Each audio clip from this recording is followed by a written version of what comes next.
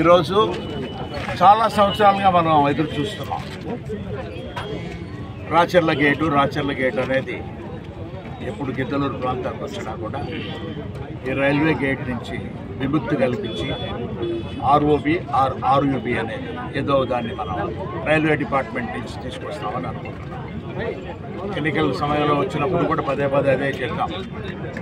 ఈరోజు ప్రత్యేకంగా ఏంటంటే స్థానిక శాసనసభ్యులు సోదరులు శ్రీ ముత్తుల అశోక్ రెడ్డి గారు మేమందరం కూడా సైట్ విజిట్ చేసి అధికారులందరూ కూడా గతిశక్తి ప్రోగ్రాం అనేది సెంట్రల్ కేంద్ర ప్రభుత్వం వారు ఏర్పరిచిన ప్రోగ్రాం. దానికి సంబంధించిన అధికారి గారు కూడా నోయల్ గారు కూడా వచ్చినారు, గుంటూరు నుంచి రావడం. అదేవిధంగా ఎస్సీ ఆర్ఎండ్బి డిపార్ట్మెంట్ కూడా అవసరం, ఎలక్ట్రికల్ డిపార్ట్మెంట్ అవసరం, రెవెన్యూ డిపార్ట్మెంట్, ఇవన్నీ కూడా అశోక్ రెడ్డి గారు ఎమ్మెల్యే గారు వాళ్ళందరూ కూడా కోఆర్డినేట్ చేసి తీసుకురావడం. ఇది ఎక్కడ కోఆర్డినేషన్ రావాలన్నా రైల్వే శాఖ వారు, రాష్ట్ర ప్రభుత్వం, అల్టిమేట్గా రాష్ట్ర ప్రభుత్వం వారు డ్రాయింగ్స్ అన్నీ కూడా తయారు చేసి ఇవ్వాలి. దానికి కావాల్సిన ఎస్టిమేట్ ఇవ్వాలి. ఆర్ఎండ్బి వారు ఇచ్చిన తర్వాతే రైల్వే వాళ్ళు ఆఫీసర్స్ ముందుకు వెళ్ళేది. ఇది కారణమైంది. దీనిని ఈ ప్రతిపాదన అనేది ఇప్పుడే ఎమ్మెల్యే గారు కూడా దాన్ని కూడా ఆలోచించి, కానీ ఆవశ్యకత ఏమిటనేది కూడా రైల్వే అధికారులు తెలుసుకున్నారన్నప్పుడు ఇక్కడ ఖచ్చితంగా ఇది ఒక ఆల్టర్నేటివ్. ఈ ట్రాఫిక్ పోయేదాని వరకు చాలా కష్టాలు పడుతూ ప్రజలు ఇన్ని సంవత్సరాలు ఇంత ఓపిక పట్టి ఉన్నారు కాబట్టి ఇంకా వద్దు, అవసరం లేదు, త్వరగా కూడా దాన్ని మేము కూడా ప్రపోజల్స్ పంపిస్తామని రైల్వే అధికారులు కూడా చెప్పడం అనేది ఇక్కడ వీలవుతుందా, ఇంకెక్కడన్నా వీలవుతుందా అనేది ఇప్పుడు మళ్ళా శాసనసభ్యులు గారు అశోక్ రెడ్డి గారు మేమందరూ కూడా అక్కడ అధికారులతో మాట్లాడుకొని, ఎందుకేమిటంటే చాలా ఇక్కడంతా బిల్డింగ్లు వచ్చేసి ఉన్నాయి, ఎప్పటి నుంచో ఉన్నది ప్రాంతం ఇది. అందులో అండర్ గ్రౌండ్లో పోవాలన్నా కూడా నీళ్లు, బిల్డింగ్లు కూడా ఏంటంటే ఫౌండేషన్లు ఇవన్నీ వస్తాయి.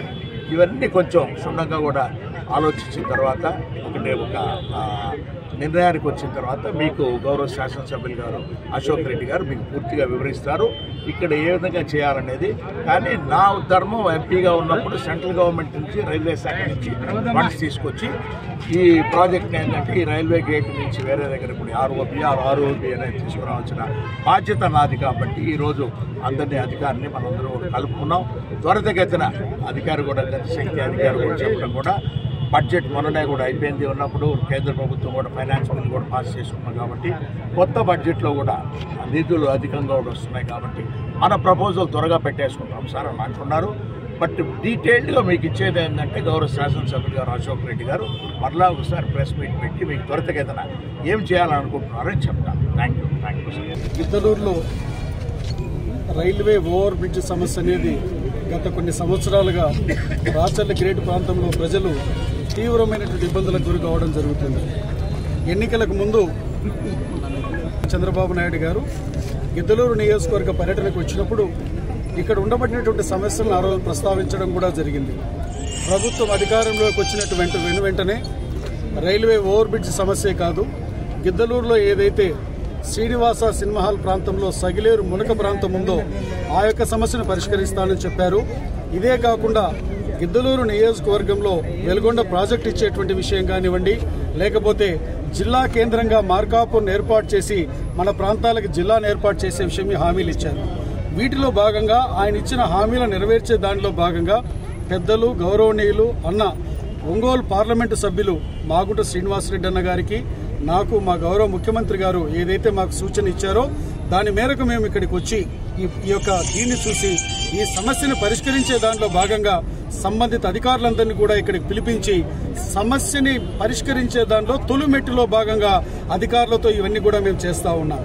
ఒకటే చెప్తా ఉన్నాం, అధికారంలో ఉన్నటువంటి ఎన్డీఏ ప్రభుత్వం గౌరవ ముఖ్యమంత్రి నారా చంద్రబాబు నాయుడు గారి నేతృత్వంలో ఇది చేతల ప్రభుత్వం.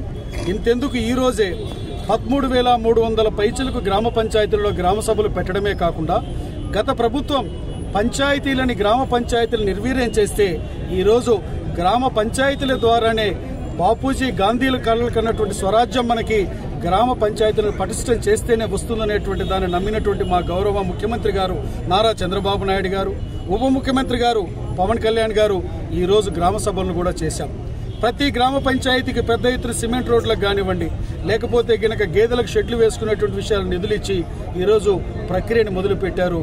అదేవిధంగా మా యొక్క గౌరవ పార్లమెంటు సభ్యులు అన్నగారైతే అసలు మరలా ఆయనకి పార్లమెంటు సభ్యులుగా ఎన్నికైన నాటి నుంచి కూడా గిద్దలూరు నియోజకవర్గం మీద ప్రత్యేక శ్రద్ధ కనపరుస్తూ ప్రతి సమస్య విషయం మీద కూడా ఎలా చేద్దామని చెప్పి ఆయన చూపిస్తున్నటువంటి చొరవకి గిద్దలూరు నియోజకవర్గ ప్రజల తరపున అన్నకు కూడా నేను ధన్యవాదాలు తెలియజేస్తూ, ఏది ఏమైనా ఇప్పుడే పెద్దల అన్నగారు ఎంపీ గారు చెప్పినట్లు ఇప్పుడు మేము పోయి అధికారులతో మాట్లాడిన తర్వాత ఇక్కడ ఉన్నటువంటి సాధ్యాసాధ్యాలు ఏమిటి, ఈ సమస్యను పరిష్కరించేదానికి ఏ విధంగా ముందుకు పోవాలనేటువంటి విషయాన్ని చర్చ చేసిన తర్వాత తెలియజేస్తామని తెలియజేస్తూ, ఏది ఏమైనా దీన్ని అతి త్వరలోనే రైల్వే ఓవర్ బ్రిడ్జ్ సమస్యని పరిష్కరిస్తామని చెప్పి, అది కూడా మన యొక్క ఎంపీ గారు పెద్దల అన్నగారి సహకారంతో దీన్ని పరిష్కరిస్తామని తెలియజేస్తూ మీ దగ్గర సెలవు తీసుకుంటా ఉన్నాం.